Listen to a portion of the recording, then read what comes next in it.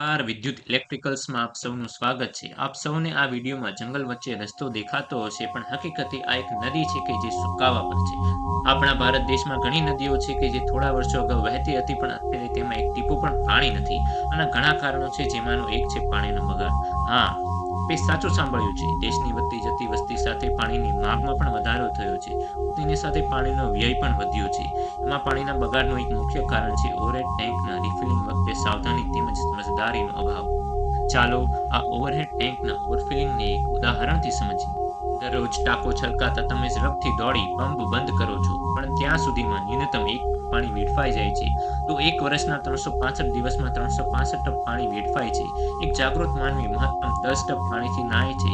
એ હિસાબે ગણતરી માંડતા તમે એક મહિના નહાઈ શકો છો તેટલું પાણી વેડફી નાખો છો પ્રતિ વર્ષ. આ પણ ન્યૂનતમ બગાડ માનો તો. આ ખરેખર એક ગંભીર સમસ્યા છે, જેને એક પદ્ધતિથી રોકી શકાય છે, જે અમારી સિસ્ટમ છે.